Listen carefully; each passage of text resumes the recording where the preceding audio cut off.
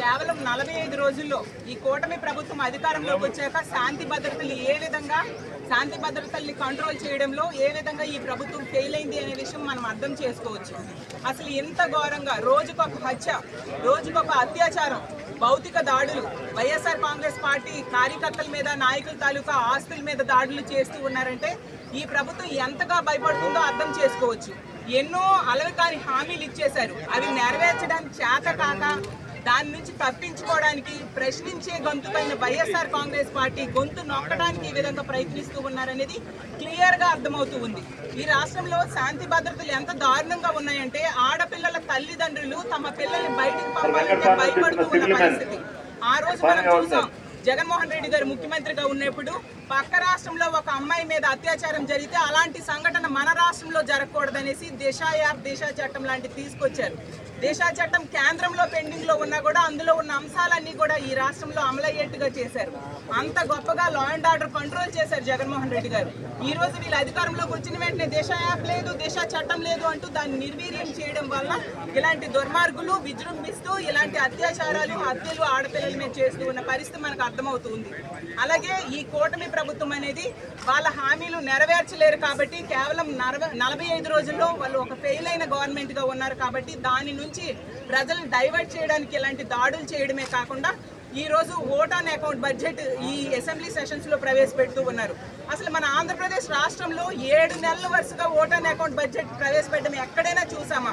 అది వీళ్ళు పెడుతున్నారంటే వాళ్ళ హామీలు నెరవేర్చడం చేత కాక ఈ విధంగా ఓట్ ఆన్ అకౌంట్ బడ్జెట్కి వెళ్ళారు. ఫుల్ టైం బడ్జెట్ పెట్టడం చేత కాక, పెట్టలేక ఈ విధంగా పెట్టే పరిస్థితి. అంత ఘోరంగా ఈ రాష్ట్ర పరిపాలన ఈ కూటమి ప్రభుత్వం ఆధ్వర్యంలో సాగుతూ ఉన్న పరిస్థితి మనం చూసాం. అలాగే ప్రశ్నించే పార్టీ వైఎస్ఆర్ కాంగ్రెస్ పార్టీ. ఇప్పుడు ఉన్న పార్టీలన్నీ కూడా అధికార పక్షం. అలాంటి ఇప్పుడు వైఎస్ఆర్ కాంగ్రెస్ పార్టీ ప్రతిపక్షంలో ఉంది. ప్రతిపక్ష హోదా ఇస్తే వీళ్ళు తాలూకా హామీలు అమలు చేయలేదనే విషయాన్ని ప్రశ్నిస్తారు అని చెప్పి మా పార్టీకి కానీ మా నాయకుడైన జగన్మోహన్ రెడ్డి గారికి కానీ ప్రతిపక్ష హోదా ఇవ్వని పరిస్థితి. ఎందుకంటే వీళ్ళు భయపడిపోతూ ఉన్నారు, ఎక్కడ వీళ్ళు ప్రశ్నిస్తారా అని చెప్పి. కానీ ప్రజలన్నీ గమనిస్తూ ఉన్నారు. మనం చూస్తే గత 45 రోజుల్లో 36 మంది హత్య కావించబడ్డారు. 35 మంది తెలుగుదేశం పార్టీ నాయకుల తాలూకా హెరాస్మెంట్ భరించలేక 35 మంది ఆత్మహత్య చేసుకోవడం జరిగింది. 300 మంది మీద హత్యాయత్నం జరగడం మనం చూసాం.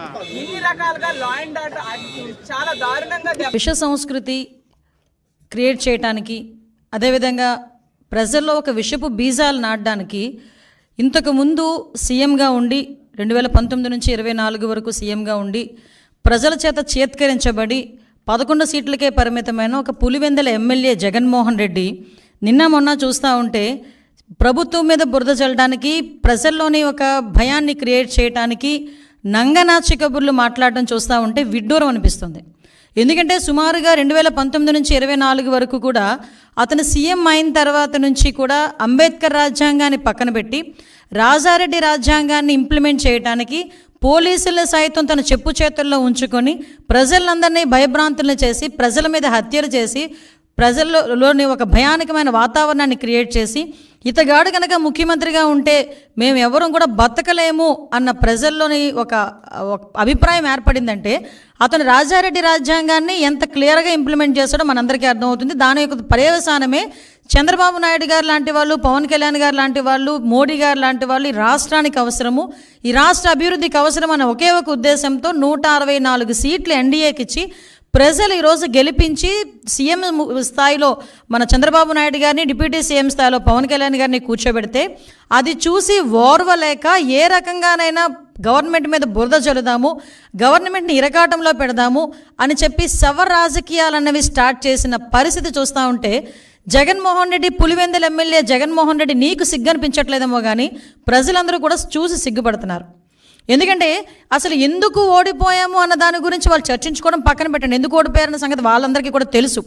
కానీ ఈరోజు ఎక్కడో ఒక మాచర్లలోని వర్గ విభేదాల వల్ల జరిగిన ఒక హత్యను తీసుకొచ్చి దాన్ని వేదికగా మార్చుకొని ఏదో రకంగా తిరిగి తీసుకొచ్చి నంగనాచి కబుర్లు మాట్లాడాలి, ప్రజల్లోని మళ్ళీ ఒక భయాన్ని క్రియేట్ చేయాలి అని చెప్పి బురద జల్లే కార్యక్రమానికి శ్రీకారం చుట్టడానికి అని చెప్పి ఒక డైవర్షన్ పాలిటిక్స్ చేయడానికి ఈరోజు మళ్ళా జగన్మోహన్ రెడ్డి ముందుకొచ్చి మొన్న ప్రెస్ మీట్లో మాట్లాడాడు. నిజంగా చెప్పాలంటే జగన్మోహన్ రెడ్డి ఆ రోజు మాట్లాడిన మాటల్ని బేస్ చేసుకొని ఈరోజు గవర్నమెంట్ ఎందుకు అతని మీద చర్యలు తీసుకోకూడదు?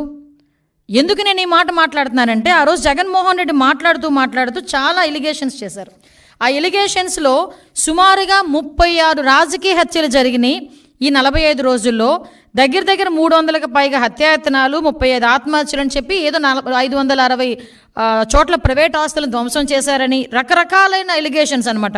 490 ప్రభుత్వ ఆస్తులను ధ్వంసం చేశారని, 1000 వరకు దౌర్జన్యాలు, దాడులు చేశారని ఫిగర్స్తో సైతం ఇచ్చారు. వీటన్నిటి గురించి పక్కన పెట్టు. 36 రాజకీయ హత్యలను మాట్లాడు. నీ దగ్గర డేటా ఉందా? డేటా ఉంటే నాకు ఇవ్వండి ఒకసారి. యాజ్ హోమ్ మినిస్టర్గా అడుగుతున్నాను నేను. నీ దగ్గర నిజంగానే 36 రాజకీయ హత్యలు జరిగినాయి అని చెప్పి నీ దగ్గర కనుక డేటా ఉంటే ఇవ్వు.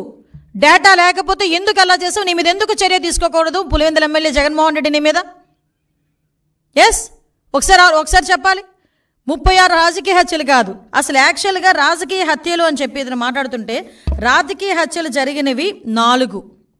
మీకు ఇంకో విషయం చెప్పనా? నేను ఇది ప్రజలకు చెప్తున్నా, జగన్మోహన్ రెడ్డికి చెప్పాల్సిన అవసరం లేదు. ఎందుకంటే జగన్మోహన్ రెడ్డికి విషయం తెలుసు. కానీ ఏదో రకంగా గవర్నమెంట్ మీద బురద జల్లాలి కాబట్టి, చంద్రబాబు నాయుడు గారి మీద బురద జల్లాలి కాబట్టి ఏదో రకంగా అడ్డదారి తొక్కైనా మళ్ళీ ఏదో రకంగా సీఎం కుర్చీలో కూర్చుండిపోవాలని కలలకు అంటున్నాడు. కాబట్టి ఈరోజు మా మీద బురద చల్లడానికి 36 రాజకీయ హత్యలు, 300 మంది దాడులు, అవి ఇవని చెప్పి ఫిగర్స్ సైతం చెప్తున్నాడు. ఈరోజు 45 రోజుల్లోనే ఇవి నువ్వు చెప్పినవన్నీ ఏమి జరగలేదు, నువ్వు చెప్పినవి జరగలేదు అని చెప్పి నేను చెప్తా. జరిగినవి ప్రూవ్ ఏమైనా ఉందా? యాజ్ ఎ హోమ్ మినిస్టర్ నేను మాట్లాడుతున్నా. నువ్వు చెప్పినవన్నీ కూడా అబద్ధపు లెక్కలు. దీని మీద నువ్వు ఎక్స్ప్లెనేషన్ ఇవ్వాలి. దీని మీద నేను కేసు పెట్టాలనుకుంటున్నాను. ఎందుకు కేసు పెట్టకూడదు? ఎందుకు చర్యలు తీసుకోకూడదు జగన్మోహన్ రెడ్డి మీద ఈరోజు ప్రభుత్వం మీద? అప్పుడు నిజంగా జరిగిన ఇన్సిడెంట్లే. రంగనాయకమ్మ గారు జరిగిన ఇన్సిడెంట్ అమరావతి గురించి ఒక చిన్న పోస్ట్ పెట్టారని సిఐడి వాళ్ళని పంపించి ఆవిడ వయసును కూడా పక్కన పెట్టి వాళ్ళ చేత విచారణ జరిపించి సిఐడి ఆఫీసులో కూర్చోబెట్టి విచారణ చేపట్టావు. ఇలాంటి సంఘటనలు గౌతు శిరీష గారు ఒక చిన్న పోస్ట్ గవర్నమెంట్కి వ్యతిరేకంగా పెట్టారని సిఐడి నోటీస్ ఇచ్చి ఆవిడని సిఐడి ఆఫీసులో కూర్చోబెట్టావు. చింతకాయల విజయ్ గారిని, ఇలా చాలామంది మా టీడీపీ లీడర్లని కాకుండా జనసేన లీడర్లని కూడా గవర్నమెంట్ మీద అడ్వర్స్గా తప్పుగా ఒక పోస్ట్ పెడితేనే, నిజం అయినప్పటికీ కూడా తప్పుగా మీకు వ్యతిరేకంగా ఒక పోస్ట్ పెడితేనే సిఐడి ఆఫీసులను తీసుకొచ్చి నువ్వు కూర్చోబెట్టి చర్యలు తీసుకొని మా మీద ఎంక్వైరీలు వేసావు. ఈ రోజుకి కేసులు నడుస్తున్నాయి. ఈ రోజుకి కేసులు సంబంధించి కోర్టుల చుట్టూ తిరుగుతున్నారు.